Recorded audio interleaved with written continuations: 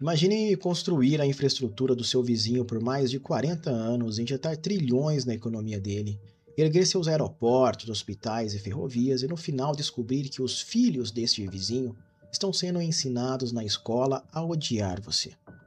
Isso não é ficção, é história real, complexa e quase secreta da relação entre o Japão e a China nas últimas 4 décadas. Entre 1979 e 2022, o Japão enviou uma quantia astronômica de dinheiro para a China, cerca de 3,6 trilhões de ienes. Sem esse dinheiro, o milagre econômico chinês que conhecemos hoje teria demorado décadas a mais para acontecer. Mas por que o Japão fez isso? Por que a China aceitou? E por que hoje essa história é tratada com tanto tabu e ressentimento por Pequim?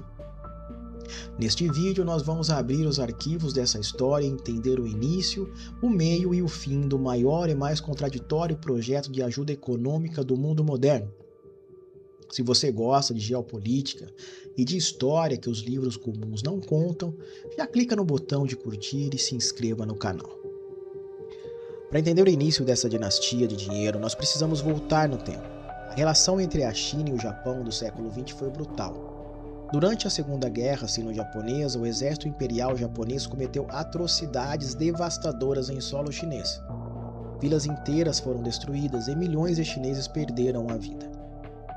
Quando a guerra acabou, o Japão estava devastado pelas bombas atômicas e a China mergulhou em uma guerra civil que colocou o Partido Comunista no poder. Por quase 30 anos, os dois países sequer conversavam.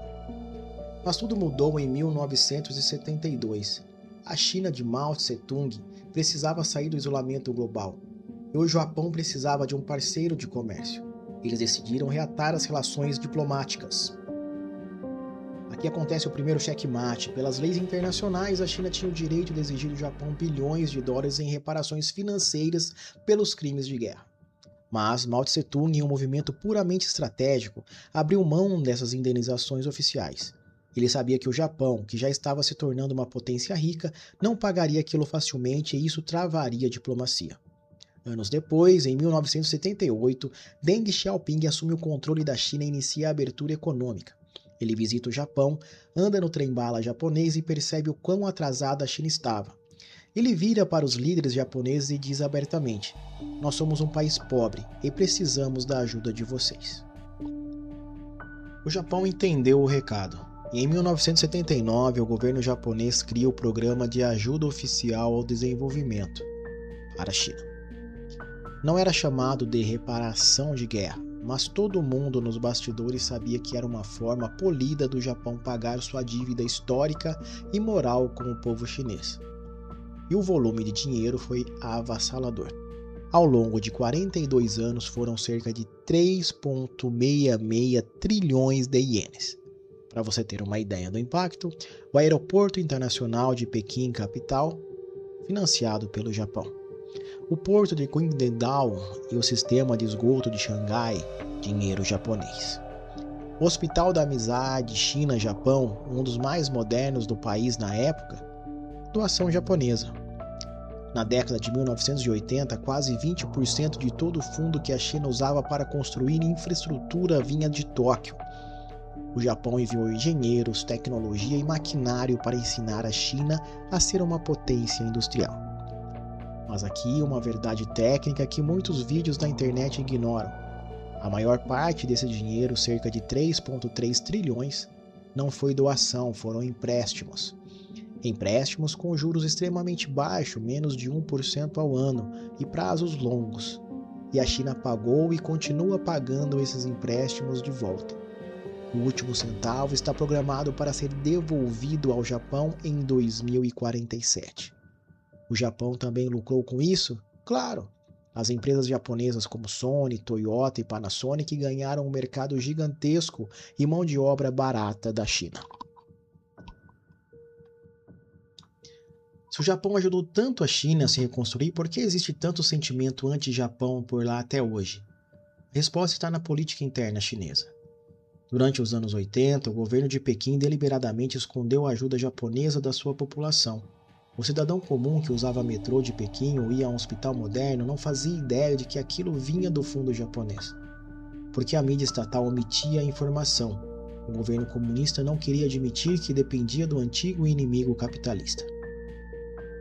Mas o grande ponto da virada acontece em 1989, após os protestos da Praça da Paz Celestial. O Partido Comunista Chinês viu sua legitimidade ameaçada pelo desejo dos jovens por democracia.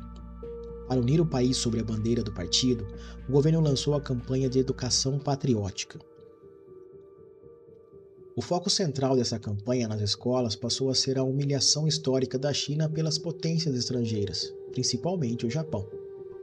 Os livros didáticos chineses foram reformulados para detalhar, ano após ano, as crueldades do Japão imperial. Embora a história em si seja real, o Japão de fato cometeu aqueles crimes, a narrativa foi desenhada para criar um inimigo comum.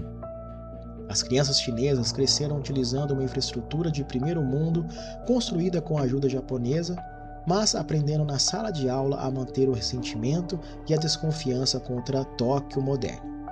Nos anos 2000 a 2010, isso explodiu em protestos violentos na rua da China, onde lojas e carros japoneses foram destruídos por jovens nacionalistas. Chegamos ao ano de 2010. Um marco histórico acontece. A economia da China ultrapassa oficialmente a economia do Japão, tornando-se a segunda maior do planeta. Neste momento, a situação ficou insustentável. O público japonês começou a se perguntar: por que nós ainda estamos enviando dinheiro de ajuda para um país que hoje é mais rico que o nosso, que está construindo porta-aviões, expandindo suas forças armadas e nos ameaçando no mar da China? A pressão interna no Japão foi gigante. O programa de ajuda começou a ser cortado gradualmente até que em março de 2022, após exatamente 42 anos, o Japão encerrou oficialmente qualquer ajuda financeira ou técnica para a China. Hoje, o que resta é um legado agridoce. Por um lado, o dinheiro japonês cumpriu seu papel de reerguer a China das cinzas e integrá-la à economia global. Por outro lado, falhou miseravelmente em criar uma relação de amizade e paz entre os dois povos. A China se tornou uma superpotência, quitando suas dívidas financeiras, mas mantendo a ferida histórica bem aberta. E essa é uma das maiores ironias da história econômica moderna. Um país financiando silenciosamente o crescimento do seu maior rival geopolítico.